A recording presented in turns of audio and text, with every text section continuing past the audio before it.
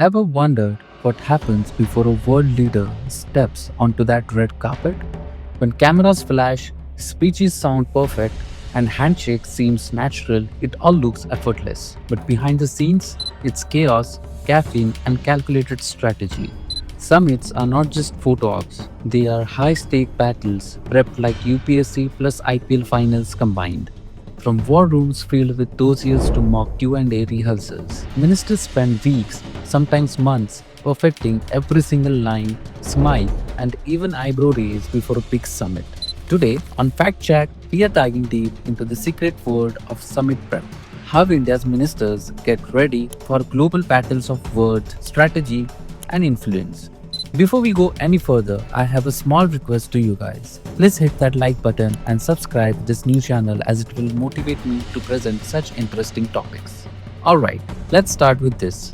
When India's External Affairs Minister Dr. S. Jaishankar walks into the summit like G20, he's not just representing a country, he's representing 1.4 billion voices. Every word matters, every gesture is analyzed, and one wrong sentence, it can move markets, spark headlines, or cause diplomatic tensions overnight.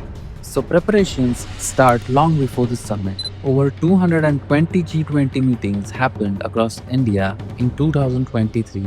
That's more planning than in Shadi prep. Sherpas, mock drills, hidden slums, everything exposed. Weeks in advance, top bureaucrats, intelligence officers, and policy analysts gather in South Block, New Delhi. They form what is called the Summit Core Team.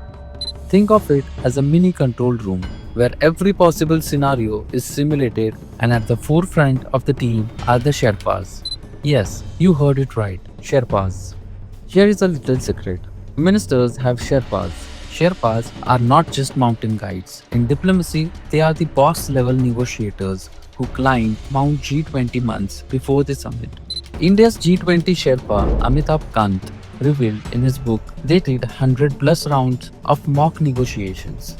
Imagine Jai Shankar's team role playing as China or Russia, arguing for hours over one comma in the final declaration. In 2023, Sherpas met in Hampi, Udaipur, Kumarakom, eating millets while fighting over Ukraine wording. Kant said they almost failed 48 hours before Delhi summit. Last minute Zoom calls, red eye flights. Bro, it's like group project deadline but with nuclear stakes. For example, when Russia blocked everything, Indian Sherpas flew to Moscow, secretly twisted arms with chai and data. Result? New Delhi Declaration passed 100% consensus, first time ever. Once the data is ready, the minister enters what's called the war room. No, it's not like the movies, but it's just as intense. Here, senior diplomats and analysts run mock summits, real simulations where they act as the other country's representatives.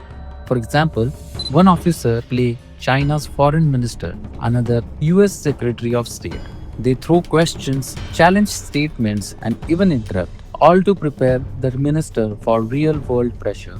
Full Arnab Goswami style. These sessions can last 8 to 10 hours straight. Sometimes they even study old videos, how Putin adjusts his tone, how Macron uses his hands, how Biden jokes before a tense discussion. Because diplomacy isn't just about what you say, it's about how you say it. And yes, the minister's body language coach and speechwriter are often in the room.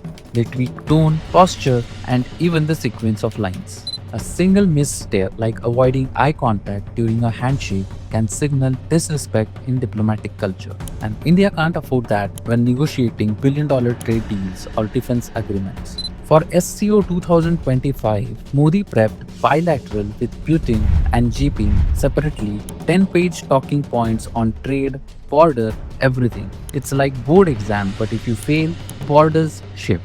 But words alone don't win summits. Data does. Before the minister leaves for an event like BRICS Summit or COP climate conferences, India's Economic Intelligence Unit, Niti Aayog, and Embassy Research Wings send in massive background reports. For example, during the G20 in Delhi, over 5,000 pages of briefing notes were prepped for Indian delegates. Yes, 5,000. This include trade numbers, investment flows, defense partnerships, and even psychological profiles of foreign leaders, how they think, what they value, and what triggers them. In some cases, Indian teams also monitor social media trends and foreign press leaks before a summit to predict what other countries might raise. Alright, let's assume it's a summit day. At 5 am, the minister's schedule begins. Security checks, intelligence briefings, final talking points updated overnight. Then comes the briefing breakfast, a quick 20-minute meeting with the core team. They go over the red lines, what must be said and what must never be said. When the convoy leaves, everything is timed to the second. Even the order of sitting and position of flags is a negotiation because in diplomacy, symbolism is power. And when the minister finally steps into the spotlight, shaking hands and posing for media, behind that calm smile is weeks of sleepless prep, simulations, and silent strategy. So the next time you watch a summit on TV, remember this. What looks like a few minutes of polite conversation is actually the final act of months-long geopolitical chess match. It's not luck, it's not improvisation, it's precision diplomacy.